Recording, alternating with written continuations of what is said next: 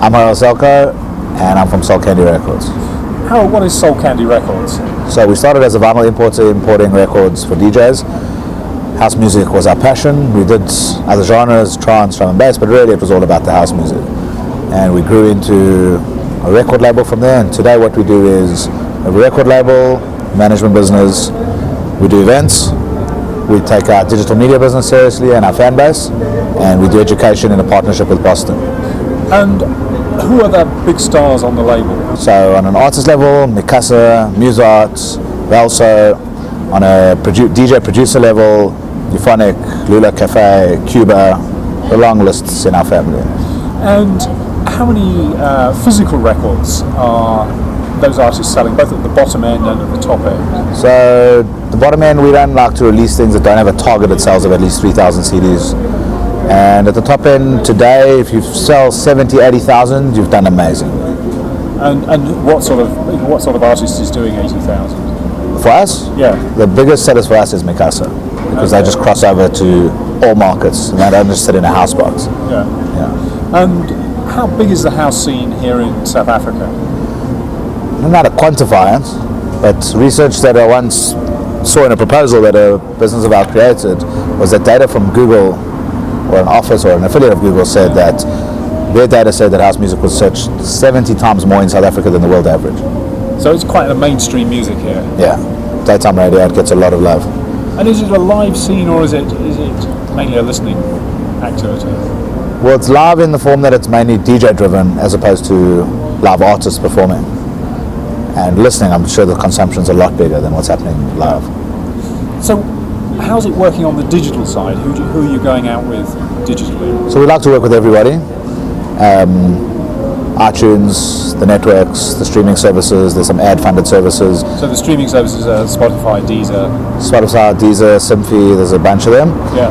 There's a few that are operating locally that are getting going, and then internationally we deliver to over 100 stores from Beatport, Traxsource, Amazon, and iTunes International, not just South Africa, etc. So again, typically how many tracks would you be selling, say, through iTunes for an artist on a release? It really varies, and it's really early stages. iTunes in South Africa, could be correct, I think is 1.5 years old. Yeah. So anywhere from 50, up to a couple thousand. Okay. Yeah. And in terms of the streaming services, how successful are those in terms of revenues? It's really in its infancy from the numbers we see. Yeah. But you're not getting a lot back then? We're not getting a lot of money back, but we're very optimistic to the general theme of when a good percentage of the population is paying a fair fixed fee monthly, and we get to share in that revenue. How long it takes, given the data constraints and the smartphone constraints, time will tell. But what's your guess as to how long it will take, given that you're sitting in the market? I used to like to guess. When our numbers didn't reflect my guesses, I stopped guessing. So it's taken longer than you thought.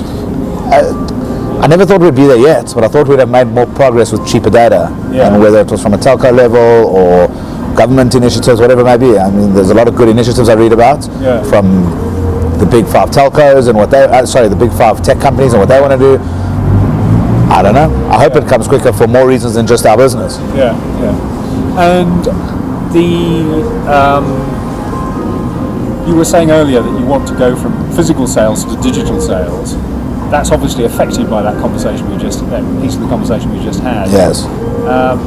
So how do you think that will begin to happen? Is it going to be people buying individual downloads, or is it going to be subscription services, or what's the form? I don't think the jury's out, so I like to follow what goes on internationally. There's some markets that seem to take to streaming very quickly, and it's, from what I can read, obliterates the download market. I'd be happy with either to grow substantially. So I'm not really sure, but considering we can't control either, we like to put our efforts and our time into things that we believe we can have more effect on today. We're not really relying on the macro to come right. So we put a lot of time and energy into the live side of our business, the eventing and the bookings, performance, and other management rights. And you also have another company called Mesh. Describe to me what Mesh does. Mesh is a label services business. So it stands for Music and Entertainment Solutions Hub. It's a mouthful, but it says what we do. And we do physical fulfillments, we do digital aggregation, royalty administration, and a couple other little services that labels don't like to do themselves. Yeah. And you do that for a range of labels. Yeah. Yeah. Including Soul Candy being one of them. So who else is doing house music in South Africa? So the great thing is that over the years, we've really gone from when I started selling records, we were selling 100% imported records. When I look today at our release schedule, it's changed completely.